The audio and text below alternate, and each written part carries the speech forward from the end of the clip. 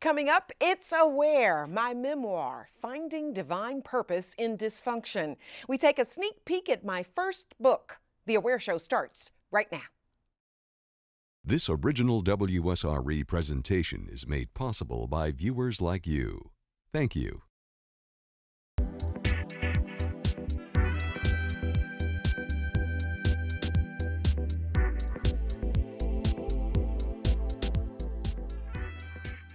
Hi, I'm Dee Dee Sharp, and welcome to The Aware Show. I'm glad to have you right there with us. This is the most exciting show I've ever done in my 30 years on air. It's also one of the most difficult. Today, we open the first few chapters of my first book, Aware, my memoir, Finding Divine Purpose in Dysfunction. My book is based on a true story, but names in some places have been changed to protect the innocent. It's truly been one of those life journeys where you say, you can't make this stuff up. However, on and off the air, I've had my share of struggles. And if you've ever had to deal with childhood abandonment, neglect and abuse, homelessness, domestic violence, and on and on and on, only to find that there was divine purpose in the pain, then this may be an interesting read for you. I've been writing for years, and only till recently, while in seminary, have I decided to tell my own story after reporting other people's stories for nearly 3 decades. Well, today we have 2 parts to this show. The first part, we host a book club to mull over the first 3 vignettes of my book. On part 2, we talk with more literary scholars, editors, and publishers to show you how to write your own story. That's still to come, but first, let's get started with this. I introduce you to my guests from Readers and Writers, Inc. Book Club. We are joined in the studio by Delaine Wright and Shirley Stanley, who are also educators. We also have Clorissiti Shoemo, who is a paralegal and the vice chair of the Pensacola-Escambia Development Commission. And last but certainly not least, we have this familiar face. She's no stranger to the Aware Show, and she actually helped us to consult with this one, Mamie Hixon from the University of West Florida Writing Lab, Director and Assistant Professor of English. Thank you all for joining us for the Aware Show. I'm glad to have you right here. Thank you. Mamie, I'm going to start with you, and I'm going to give you an opportunity to tell us a little bit more about Readers and Writers, Inc. and why that's going to explain why I wanted you all to come here and do this with me. Okay, the key word is Inc. I-N-K, Yes.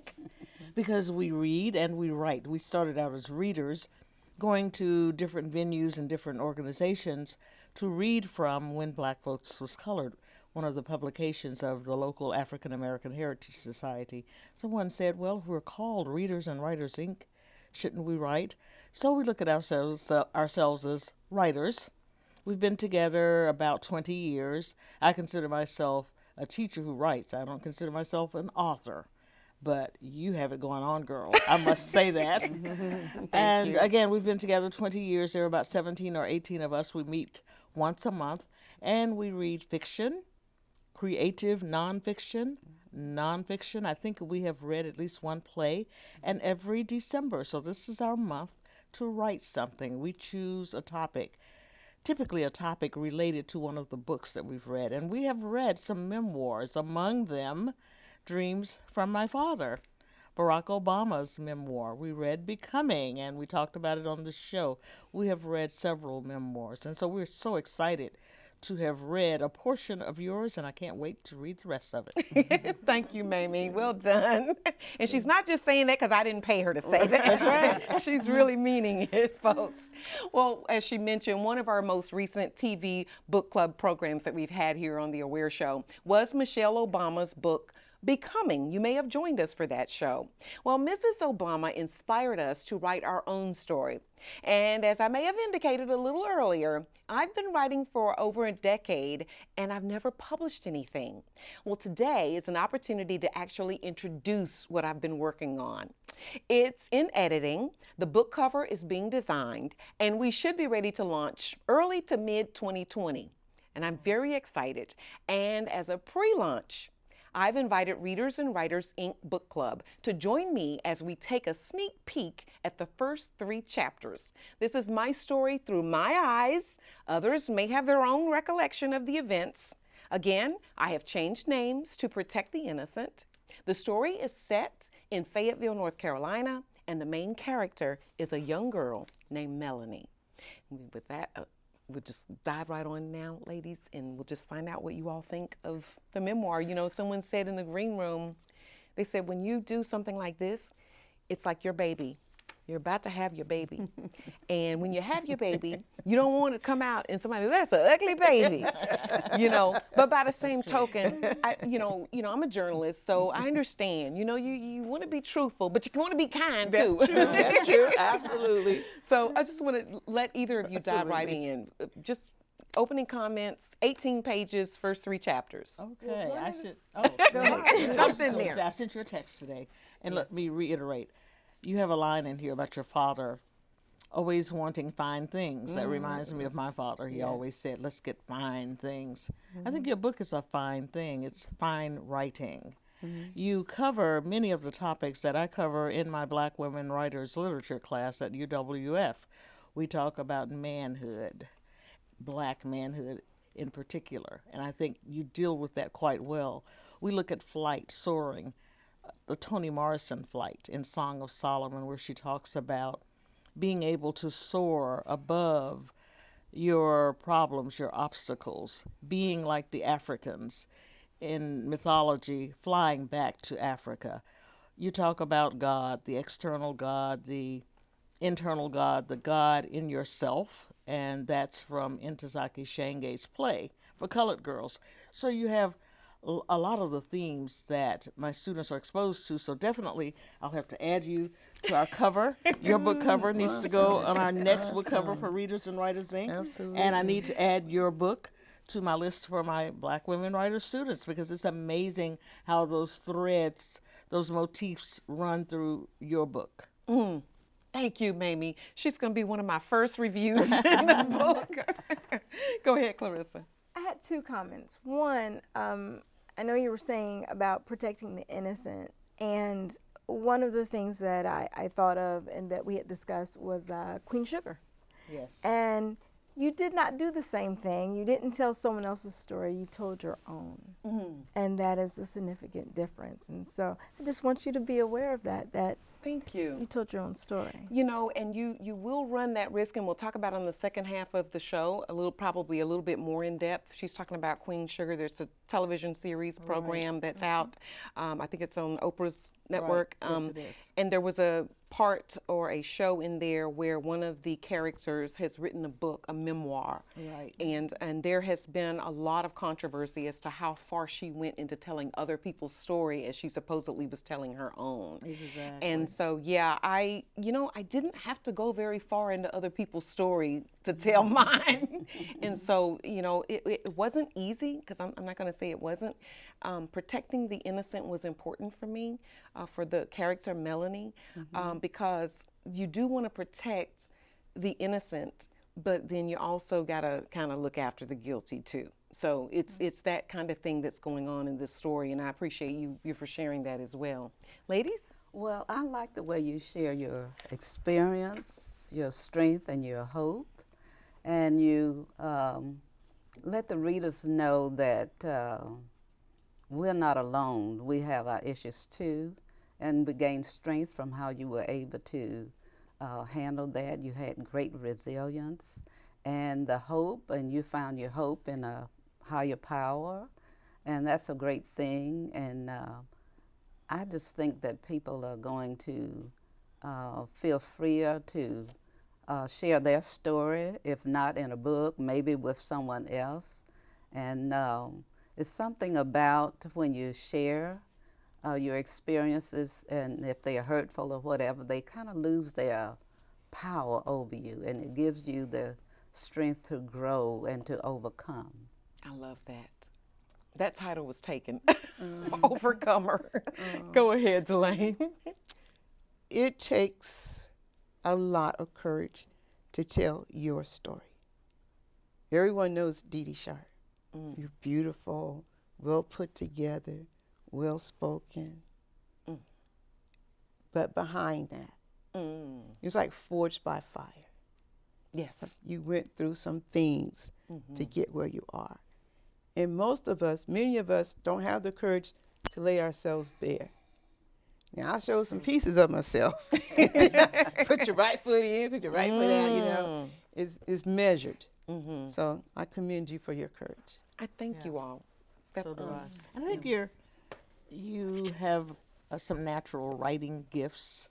I like the cultural texture of the book. I mentioned that in the green room, that there's quite a bit in the use of the vernacular, in many of those expressions we've heard, those of us who grew up in homes where things like, you're using some choice words, and the boogeyman, a lot of those cultural words that appear in writings of other black women. And often I've had African American students who would say, okay, I will be the interpreter for the kitchen. If a character says something about, make sure you straight comb the kitchen, iron the kitchen, hot iron it, flat iron it. And some of my Caucasian students will say, well, what does that mean? She said, I'll be your interpreter. So you have a lot of that actually that appears in here that makes this very real to any reader, despite the fact that you're talking about pain. There are colorful pieces in here that make us smile and make us laugh. So the fact that you were able to put all that together, I think is quite commendable. And I just, the part about manhood, how your father uses the military to create his manhood. That is his manhood. That may not be black manhood for a lot of men, but the in charge, the authoritative, his presence. But yet, you all revered him. You and your siblings, you revered him as a father figure. But I guess there was enough in here that's foreboding to see that this can't be real. He's almost not real. He's so good from the beginning. Yes. And then I guess it's debatable as to whether or not his hubris causes him to be any kind of villain. I mean, I haven't seen him that way yet. The abandonment, of course, is part of who he is, part of who your mother is. But at the same time, he's not Mr. He's not Brownfield Copeland in The Third Life of Grange Copeland. He's not Mr. in The Color Purple. So I'm curious as to what you all think about that. I'm in agreement with that, because as I was saying earlier, that I found as stoic and as rigid as he came across and together, at the same time, there had to have, the chaos manifested with your brothers, with the BB gun and the little holes in the bed. And I would not think of something from, say, Sergeant Mate or Colonel, rather, that would be something that would happen, within that family structure. So you saw the straight and narrow, but yet you know there was some other things in the mix. I love how y'all dived right in, and we can keep talking about, we'll say Melanie's dad. But what I want to do is, for those who haven't had the opportunity to read the first 18 pages and don't know, then Melanie's dad is in the military, and he has been, in a lot of ways, I think he's being imaginative at home, that he's got higher rank than what he really does when he's in the military. And we have a lot of fun with that in our home. But then there are other sides to him in being that way, and that comes out as well. Someone said in the green room their father was military, so they understood how he had to leave and be gone in the absence thereof, and things that were happening. So you'll find in this story that sort of thing happening. And then there was mischief when he was there and when he wasn't there. Right. And I think that the trick for me was, my husband, when he was going over some of this with me, he was saying, there's so many nuances to the story that are funny. And you're not telling that for Melanie. She needs to put that in there. So that's when you're going to get the BB gun incident. And the name, yes. Melanie, is interesting because Barack Obama, both Barack Obama and Michelle Obama, use actual names. You opted not to in your memoirs, right? Yes, yes. And not memoirs, but in your my memoir. In your memoir, you did not. Was there a reason? I for chose that? to use different names to try to help protect the innocent. You know, but the names do have meaning. We can come back to my father because I know these ladies over here may want to say something about the father character in the book. But for the purposes of the names, I wanted to find a way to honor the people without using their names. So then you'll find my dear mother Ruby, and you'll find my great-grandmother Moses. And the reason for that is because my dear mother Ruby was a precious gem, and I'm still benefiting from what she gave me. And then my great-grandmother Moses was really a very spiritually wisdomatic type person, and she gave me that jewel. So my book is going to tell the story about how things unfolded very quickly for this young lady, and she ended up being raised in between these two very sound older women and how they began to mold and shape. It's kind of difficult too because even as I sit here now, you know it's my memoir and it's based on a true story. Right. I've chosen to give it all other names and to protect people and that sort of thing. That makes it even more difficult to stay along those lines. But you know, there's no question that Melanie is me. Right? But you remove the possibility of any friction as experienced by the character in Queen Sugar. That's correct. She received a lot of friction, and I think she used actual names of the did. family members in the fictional version of Queen Sugar. And you know, and when you do things like this, I venture to say I have had family members say, if you say this, I'm gonna, you know. So I wasn't really worried so much about that as I was the people who I really loved and I really wanted to protect. Right. Because when you're writing a memoir, your truth and your ability to tell it and stand on it is your defense. Absolutely. I'm not worried about the legalities. I was worried about the people's feelings, the people that I loved and not hurting them. And so I say that in my preface. You know, I try to let people know that this is my story and this is through my eyes and how I lived it out. And so, yes, these things are going to go on. And with this particular character that I paint is Jesse P. Hales, my father, and living on Fort Hales is how he ran the house. That some people call Fort Hell, right? Or somebody called you the Hell, your family They the Hell. they called us the Hell. Hells. The Hells. There we go. And the The other Hells. one. Yes. And so those were kind of the plays on the names and that sort of thing with that. So I don't know if you all want to say something else about Sergeant Jesse P. Hales. Well, I like the way Melanie feels when she feels secure at Fort Hales. And she mentions that she felt that her dad was a protector and a provider. And I thought it just gave you a good feeling, good start in life to have this sense of security. And I think that was the thing that was able to keep you afloat when things started to fall apart, that you did have a really good, strong beginning of feeling secure. Thank you. Yes, I agree. I was a military brat, and I do not see the dad as being this really strict man. There's a lot of fun, a lot of playfulness, a lot of laughter, and there's a reason that the characters loved him. And it says like my childish mind, my spiritual beliefs were too immature to know or believe that anyone was anything greater than my earthly father. You have this sense that your dad was like the greatest person in the world. You felt safe. He's going to make wise decisions, going to protect you. And there was something else you said, because it was nuanced, but you felt like he, yes, Our daddy was our protector from many things, not all things, many things, and our provider for many other things. Yes. And another curious thing I thought, how you connect wind with security. To me, there's nothing less secure or less stable than wind. But when you feel it, then it's gone.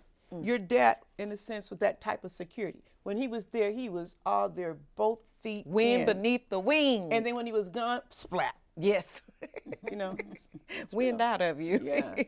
You know, and I this part to explicate a little bit more about this larger than life person is when I say Dad stood at 6 feet 1 inch tall, but to this kid, he loomed taller than life, flying among the clouds. Sure, he served in the Special Forces in the United States Army, but he also served that role in my heart. I felt loved and safely secure in the world, knowing he protected my family, his country, and me.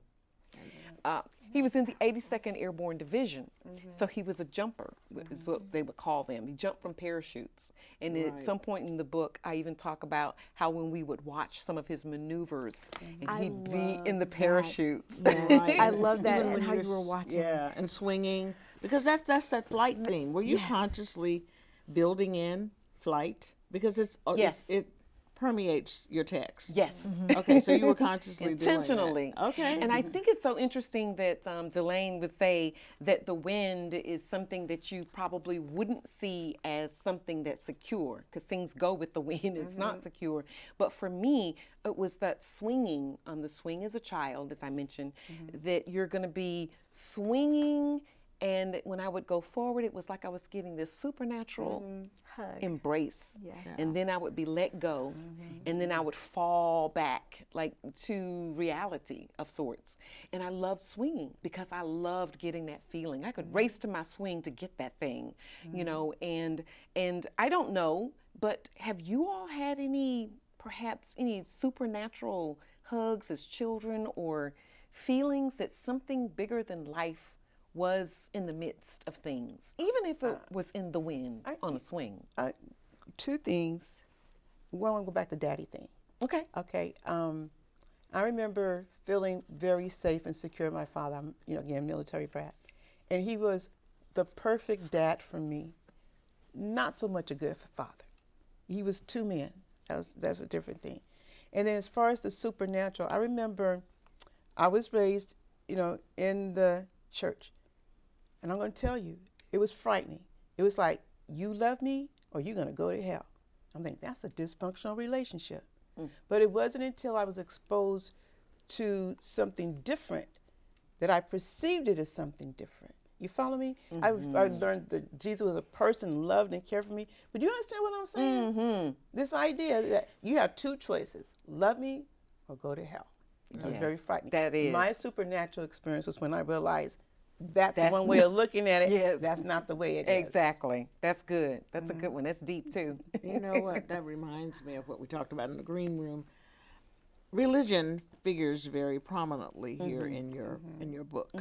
And my question to you was, and is now, so were you inspired by God to produce this piece, or was it what Alice Walker says, writing really helps us to heal ourselves? Was it for the purpose of healing yourself from what you described? That's very interesting, because I'm not sure if you ever really get healed from that kind of dysfunction. I think you learn how to really enjoy it and embrace it. That is. That's some healing in there. I wanted to show you all this, because I called this for years the book, and this is what it was. I ended up putting it in here years ago after I was done with it, and I actually, well, maybe not this one, but another one, and I had it sealed off, and I sent it to myself that's how you would kind of copyright it, I guess.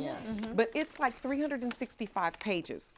This was the book. Typed or handwritten? It was typed. Okay. 365 typed. But what happened is once I began to heal, by the grace of God, I believe that's when I got a new story. It was my story for His glory. And then I could look back and see His glory. And that's when I began to realize these were things that I was being taught along the way, according to the book title, that became a divine purpose in the pain from dysfunction. And I realized, wow,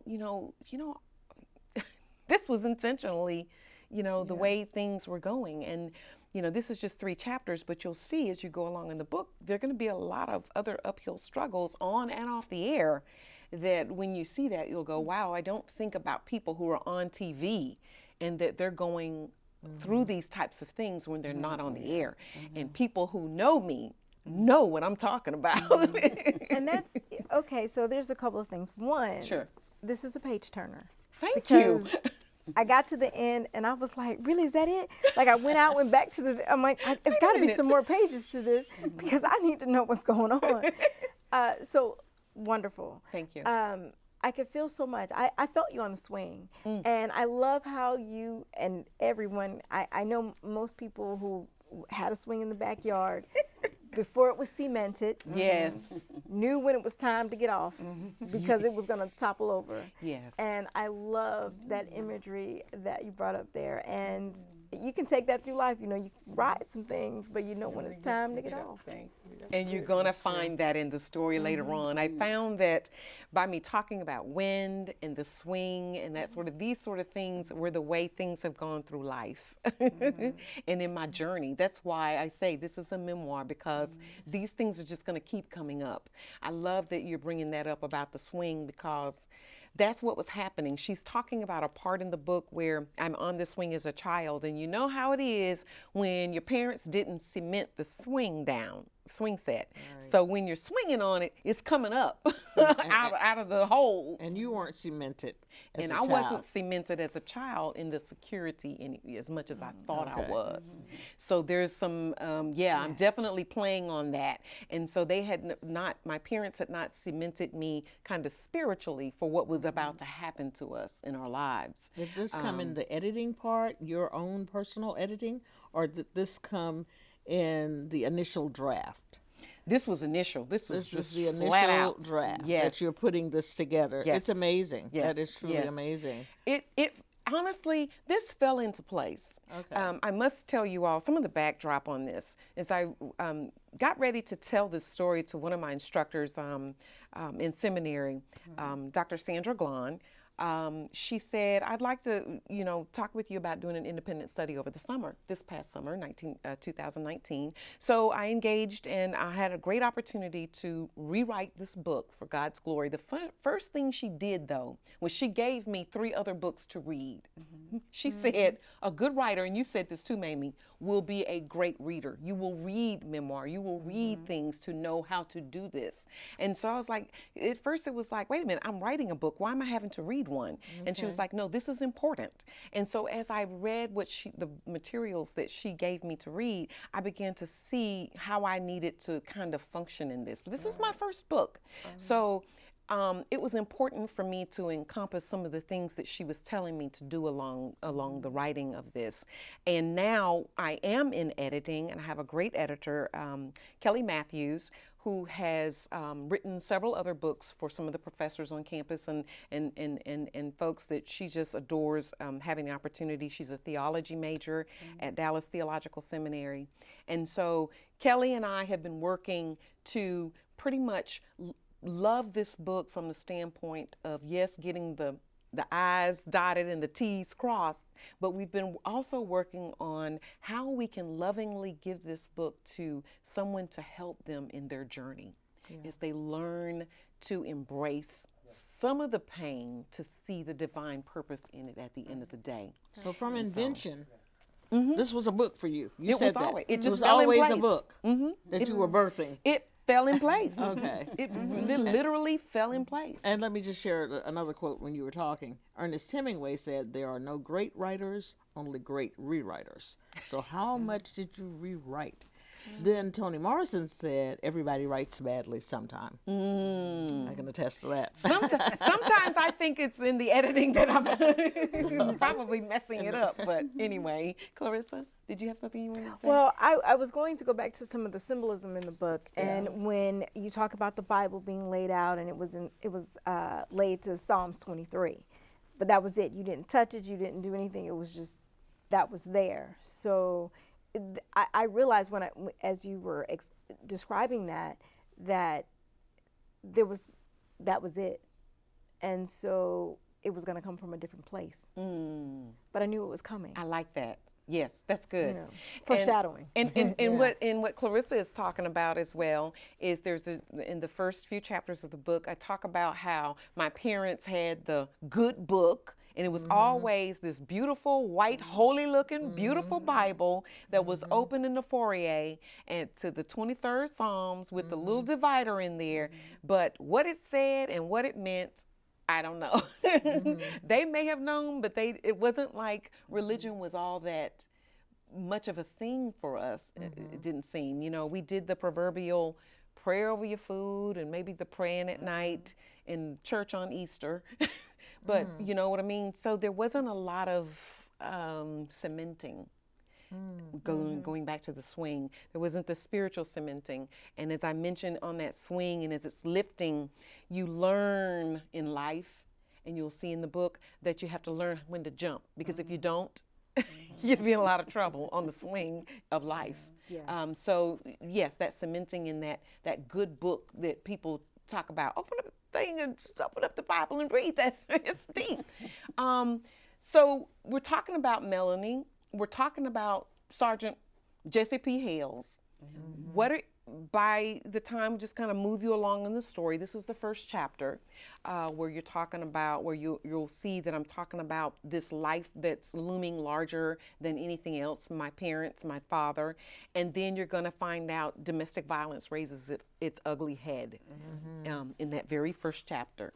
So you find out right away that thing is real and it's going on in our home, and Mama leaves eventually because of that.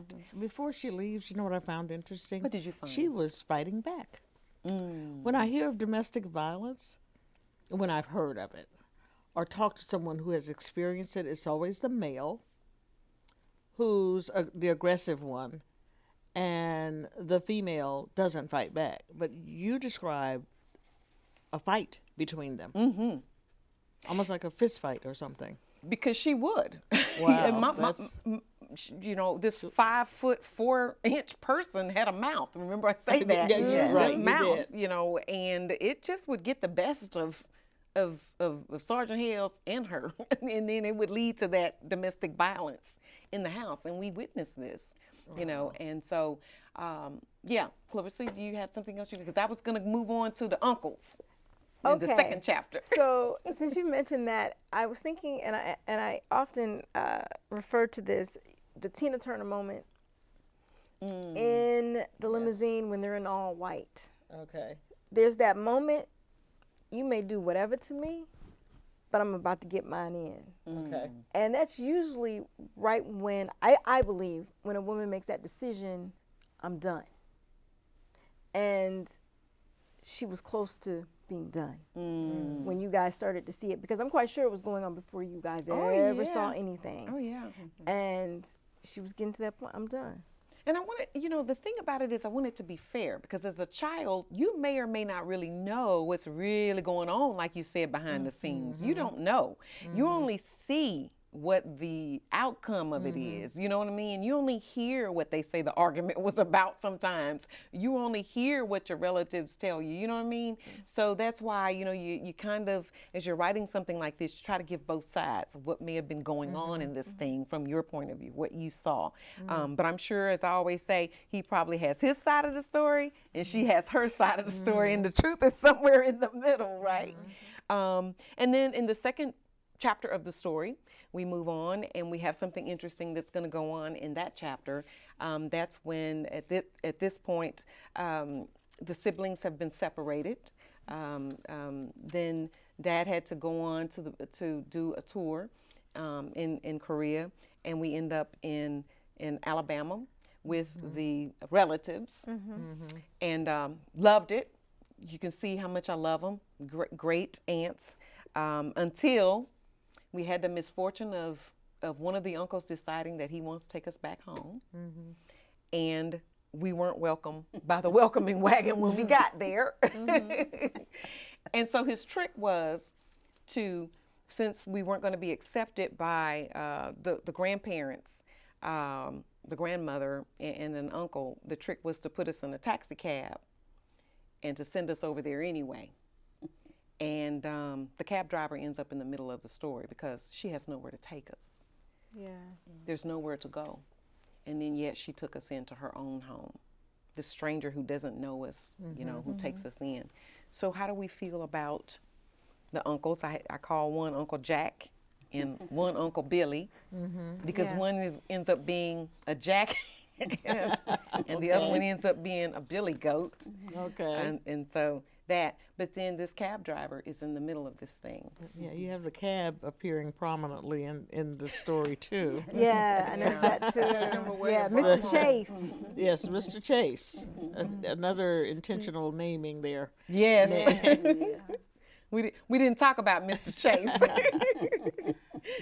Kind of mulled over that, but yeah, Mr. Chase is in there, supposedly a character in the story that was a dear friend of my mother's that my dad didn't particularly like.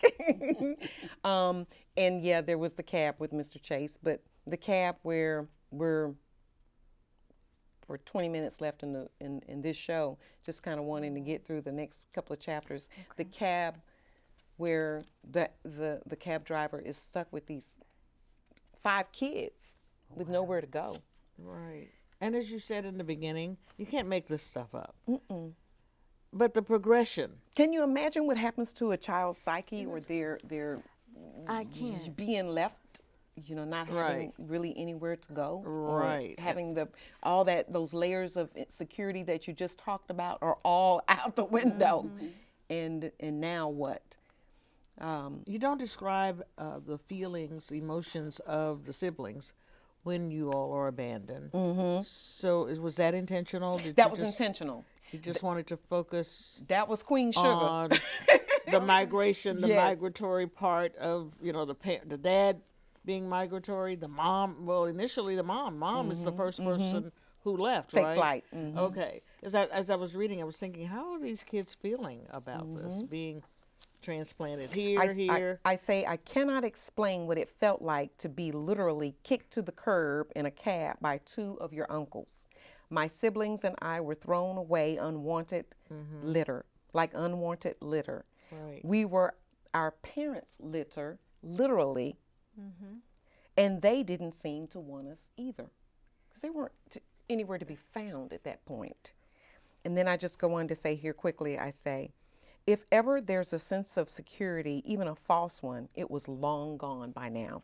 Insecurity set in, and it stifled me for years until I came to understand that God is a father to the fatherless and a mother to the motherless. We were speaking in the green room about how I think I have to relate to a story to enjoy it. And when I read this, I have no experience with domestic violence with my parents, no experience with alcoholism. And yet I was able to connect to it because I think many of us, I have certainly felt that sense of being kicked to the curb. This idea of how can relationships end so easily. You follow me? So it's like, one of my favorite expressions is relationships happen in the spirit. And so even though the form was completely different in your situation, I was able to relate to it because the spirit was the same. Abandonment is abandonment. Yes, it is. Fear is fear. Yes. And there does come a time when you recognize, I'm going to have to stand on this on my own, and God is with me. I remember when I was becoming a teacher, I hated the process. I did not fit in at all. The thing that got me through was when I walked down those hallways, I was not alone. I remember sitting in front of the commanding officer who told me what he was going to do to me. I remember I sat there and I felt like I had Jesus' robes wrapped around me. Okay? So That's secure. I get that. Yes. I get Yes. that. Okay. You have anything you want to add? Yeah, I just kind of like that must have been a difficult thing for the mom to do. But I have to give her credit for having that type of courage. I just don't know what it took for her to kind of leave her children behind, but surely she must have thought deeply about that. And she may have been thinking pretty much like you, thinking that God would take care of them, that he loved the children more than she did, and maybe if she got out the way and just let God take care of you, that he would. That is interesting. Yeah. Yeah, because we don't get to hear what she thinks. We don't really get to hear what She's your gone. father. She's Yes. gone. Yeah, she's gone. But you don't ever give us any insights into her. That's in the Other next than- chapter. Oh, okay. And we don't get to hear the father speak either. We're getting That's coming up, too. Okay, the narrator Yes. is giving us these images Yes. of these parents. Yes. And they're not strong Because I want you images. to know they're coming. Oh, okay. You know what? But what I Three believe, chapters. the way the narrator comes across, I know that I feel the same way. I know the mom had to, one, their dad's going to take care of them. Because she wouldn't have left if he, because he didn't treat you guys like he treated her. So she knew you were going to be okay. And that's where, you know, Because they weren't. absolutely. Now, of course, she wasn't thinking, okay, he is in the military. He's going to go somewhere that they might not be able to go. So, you know, there is that. But I think she felt her leaving was temporary, and even his leaving was temporary. Right. But the impact. The Of impact. the leaving. Yes. That loss of security. You heard you describe you've been in a swing, then you shoo. Yes. You know? It toppled over and I didn't jump. Yeah. And because you're a kid, you didn't know Yeah, how. Didn't know how. You learned to jump. And And I just found that line, suspended in the air in between fractions of time. I flew without a parachute. The security and love I felt around me added to my weightlessness. Never mind the insecure swing set post or the uncertainty of it in Fort Hales. I could fly until gravity caught me and pulled me to the grass. And then right above that, you say there was safety on the ground.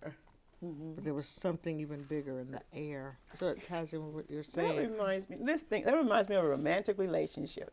Yeah. That's that uncertainty, that giddy thing. Man, you are up in the air.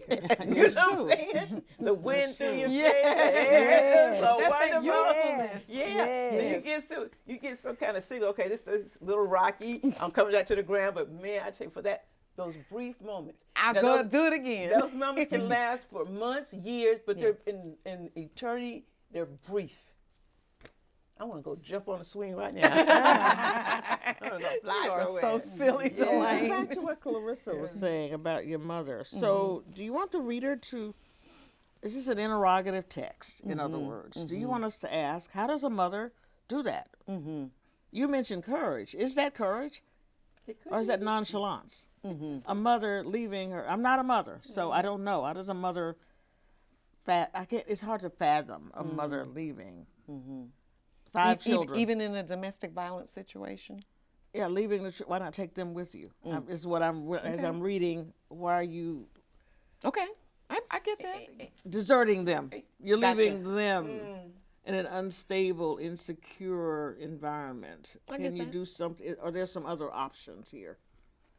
That's why I say My this mother's may be deceased, so I can't ask. Oh, okay. I can't ask her. But it it's is a good question. It's an interrogative and it's text something, for us, and it's for something for readers. people as readers to think about. Yeah. Absolutely. in chapter 3, though, when the kids are taken, you go into how, but mom is working on getting us back. So that leads me to believe, so I'm reading more into later that was her thoughts that okay, I'm doing this for them. It's a temporary thing, and that's what I got. And from you're that. also going to find out in subsequent chapters that my mother's going to be dealing with a lot of health issues.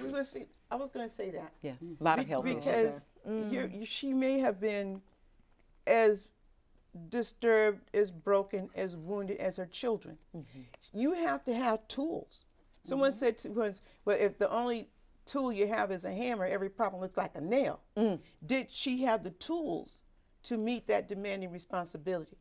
And if she was going through depression, she could not meet that need. Well, there's going to be most likely depression, but there are going to be grave health issues and complications that are going to impact some of the decisions you're going to see in the next few chapters. Can't wait. One more thing to share. Critics, I can't recall the critic's name, but he says there are several ways, 3 actually, to leave that kind of situation, any kind of situation. And my students and I look at these options when we're discussing some of our characters. And one is to move away from the situation, and another is education. I can't remember what the third one is. So I'm thinking about your mother. So it looks as if she took the option of moving away, but taking that option also meant creating another situation, in my view, deserting the kids. But it's what you're equipped with, and I like that you're saying that. And this was pre-Oprah. Yes. You yes. Oprah. And then in my own story, I'm going to deal with domestic violence, and it's going to be a vicious cycle. Not having ever really dealt with any of that or understanding any of those dynamics, you fall victim to it yourself. Oh, yeah. So that's going to be coming up as well. So it'll be very interesting. Okay. And also there's that fear. She mentions here, at one point she fled for fear that the police would arrest her and charge her with child neglect. Okay, so when you're driven by fear, you just would do many things that might not be, rational. And what you're talking about is the incident where we actually end up, my sister ends up doing something, going out with a gun when my mother and my parents aren't there, and then DSS gets involved, Human Resources, and they take us. And my siblings go to foster homes. And so then she disappears at that point because she is fearful that she could be arrested, and she would have been. So she disappears again, and then I'm picked up by the 2 wise ladies, and my siblings end up in foster care. And then there's a whole impact and implication on them ending up there and me ending up where I am between these 2 wise women.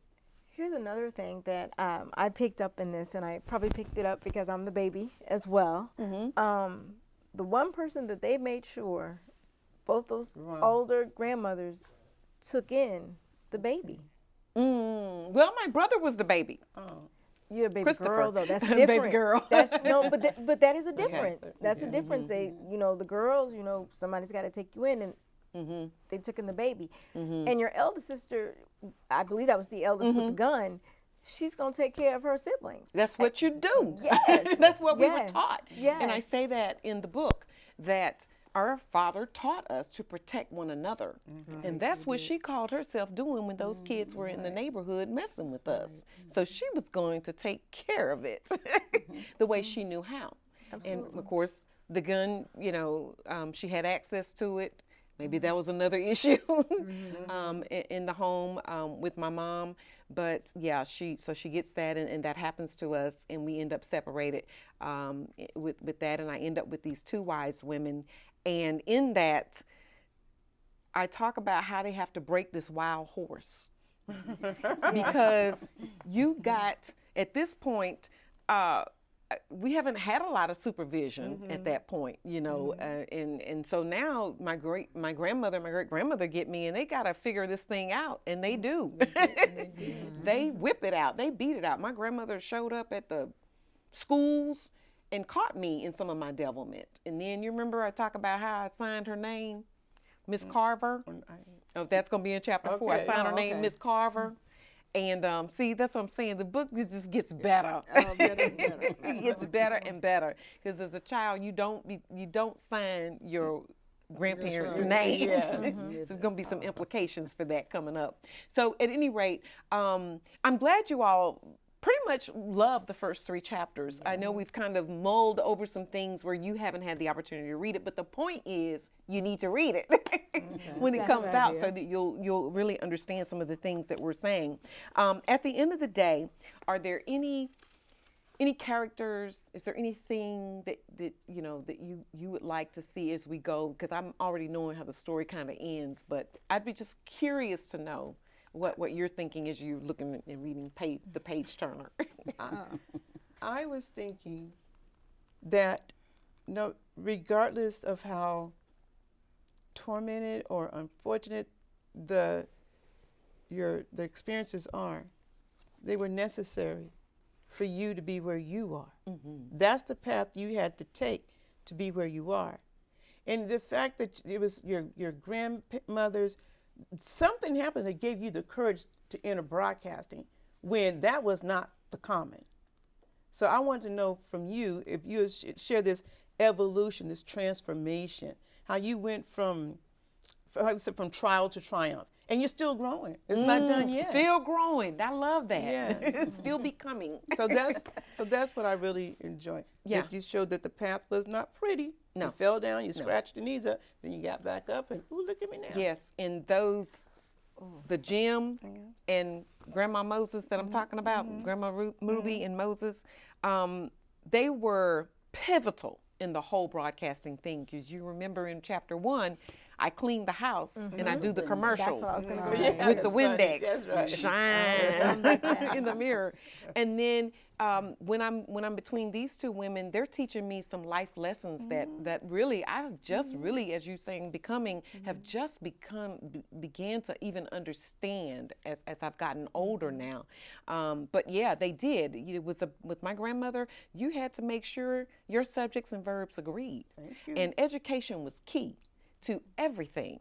And so, yeah, I would like to think that with my Southern draw, that still I was able to rise and to become a news anchor. And there is a whole journey that this book is going to talk about that I believe will be inspirational to women everywhere, that yes, there is triumph from the tragedy.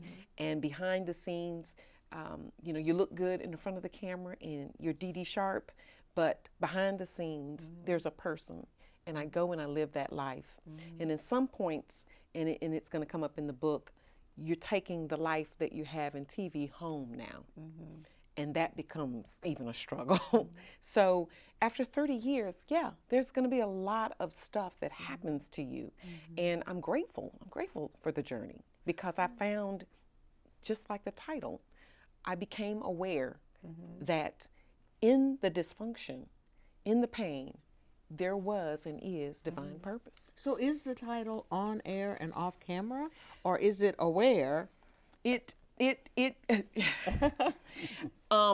For the purposes of doing this, when we started, it was about on and off air. Okay. But it became aware. Okay. It is aware. Okay. It is aware. Okay. I became aware. Okay. Oh, that's so. Absolutely. And I became aware that in the dysfunction, there was divine purpose. Okay. And in the 30 years of Okay. even doing aware, Okay. I have been living a lot of what I'm talking about in this book. You're going to find that 30 years of being here, smiling for you, and doing this show was a lot of pain that people don't know about. That is aware. Two things. So, one, the Windex scene when you're cleaning and you're doing the commercials. Well, one, because you're the baby, you didn't have chores, so I know your Right. grandmothers really did have to do some things, that wild horse, and they saw that in you. So, I think a lot of times our parents do see, especially our grandparents, see what's in us, and they know how to get it out of us. I like that. And that's another reason why I cannot wait to read this, because I know that's there. And you've been doing this for 30 years. Yes. You showed up Yes. regardless. Did the thing. And Windex is symbolic too, I think. Absolutely. Look at this Now one. it's Windex. Clarity. Yes, clarity. Yes, They yes. just don't yes, stop. Yes. Well, we look like, that's what we do. That's why we That's are what we Yes. do. Yes. But you know what's great about this whole interview? What's that? And for the audience too, they get to talk to a living author I love who it. can answer questions. Because when we read, the book club members, we were reading lots of books and we're analyzing and we're synthesizing and we're explaining and we're interpreting. We don't have the author there to tell us what's really going on. We have you to tell us, this is really what I meant. This is really what's going on This here. is really what's going on. This was my intent. And then you as an author will say to us too, oh, I hadn't thought of that. And I So it's have. one- You all have already done that. I was taking notes in the green room, Delaine. I was taking notes. I have one more comment to make. Okay. When you were talking about this, remember what's the point we wear the mask? Yes. Yes. That's- Paul Lawrence Dunbar. Yeah, Paul. That's it. We Yes. wear the mask that grins and lies, and Yes. hides our cheeks or something, and shades our eyes or Shades something. our eyes. Yes. Yes. And I did. And I say I wore a smile, but it was an upside down frown. And so, yeah, throughout my journey, it's been a doozy. Awesome. And I think in the coming chapters, there are 20 chapters in this book. And the coming chapters, you're going to find out what happens to some of those characters we've been talking about. You're going to be introduced to other characters. There's going to be some domestic violence in my own life. There's going to be some infidelity. There are going to be some things that are happening off air that on air you would never think those things were going on beneath the smile, the upside down frown. And that's why I said this is probably one of the most difficult shows. It has been sort of a healing process for me, but by the same token, it's still difficult to talk about some of those things because you do relive them. And to be honest, I'm hoping that it's not for naught. I'm hoping that it's for a divine purpose going forward. Not just to tell my story, but to help someone not just tell theirs, but if you're in those crevices, if you're in those cracks, if you're in those deep, desolate, dark places, that you'll find that what we've been saying, there is purpose from the pain. And if you can just sometimes just hold on a little while longer, you'll see what that is. You'll find out what that is. So I have some challenges ahead of me because you all gave me some notes off air that I'll be incorporating going forward. But I want to thank y'all for joining me and just being candid and hope we didn't lead you too far down a path that you didn't know what we were talking about. But I think we've given our viewers enough to know how this is going and what the flow is. And hopefully along this journey, you'll learn something, and I know I have. And I appreciate you all for being here. You're part of that divine purpose, being here in my circle. Thank you. Absolutely. We enjoyed it. Well, that's all the time we have for now. I want to once again thank my guests from the bottom of my heart, the Readers and Writers Readers and Writers Inc. Book Club. I don't want to mess that up because these ladies, what they do is such a fine job. And so I want them to keep doing what they do. And I appreciate them for being here for the sneak peek of my first book. I'll try to keep you posted when it's officially released. Meantime, I encourage you to write yours. If this is a desire of yours, what are you waiting for? Perhaps you just have writer's block, or perhaps you just need a little help. We're going to do that on the next part of Aware. So make sure you tune in for that. We want to help you write your book too. All right, until the next time, I'm Dee Dee Sharp saying, stay informed and stay aware.